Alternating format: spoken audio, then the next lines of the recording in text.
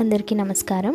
ఈరోజు మనం ఈ వీడియోలో ఘాటి సుబ్రహ్మణ్య స్వామి దేవాలయం గురించి తెలుసుకుందాము. ఈ దేవాలయాలకి వెళ్ళాలి అంటే మనము బెంగళూరు బిఎంటీసీ బస్ స్టాప్ నుంచి దొడ్బలాపూర్ డైరెక్ట్ బస్సెస్ ఉంటాయి. మనము దొడ్బలాపూర్కి వెళ్ళి అక్కడ నుంచి ఘాటి సుబ్రహ్మణ్యకి బిఎంటీసీ బస్సెస్ ఉంటాయి.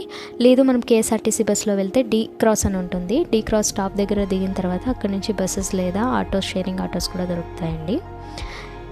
ఈ క్షేత్రం విశేషం ఏంటంటే 600 ఏళ్ల క్రితమే ఈ పుణ్యక్షేత్రం అనేది ఉంది అని చెప్తారు, చరిత్ర ఉందనేసి. ఇక్కడ ఘాటికాసుర అనే రాక్షసుడిని సుబ్రహ్మణ్య స్వామి సంహారం చేశారండి. ఆ తర్వాత ఏంటంటే ఇక్కడ సర్పరూపంలోనే స్వామి తపస్సు చేశారంట లక్ష్మీ నరసింహస్వామికి. అందుకే ఏంటంటే స్వామి అనుగ్రహించడం వల్ల లక్ష్మీ నరసింహస్వామి సర్పజాతిని ఈ గరుడు నుంచి కాపాడాలి, అంతరించిపోకుండా అని తపస్సు చేసినందుకు ఇక్కడ లక్ష్మీ నరసింహస్వామి అనుగ్రహంతో ముందు వైపు మనకి సుబ్రహ్మణ్య స్వామి దర్శనం అయితే వెనుక వైపు మనకి నరసింహస్వామి కనిపిస్తాడు. అక్కడ ఒక మిర్రర్ కూడా పెట్టుంటారు మనకి అద్దం. ఆ అద్దంలో మనకి వెనుక వైపు నరసింహస్వామి, ముందు వైపు సుబ్రహ్మణ్య స్వామి కనిపిస్తారనమాట. లోపల మనకి ఫోటో తీయడానికి అలో లేదు.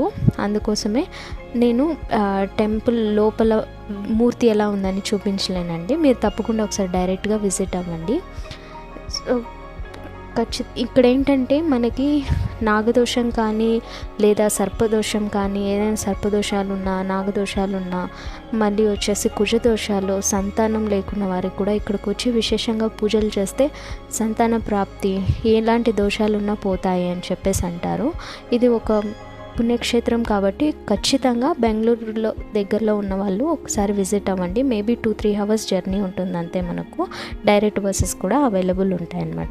ఈ వీడియో నచ్చితే లైక్ చేయండి, షేర్ చేయండి, ఛానల్ని సబ్స్క్రైబ్ చేసుకోండి. Thank you for watching.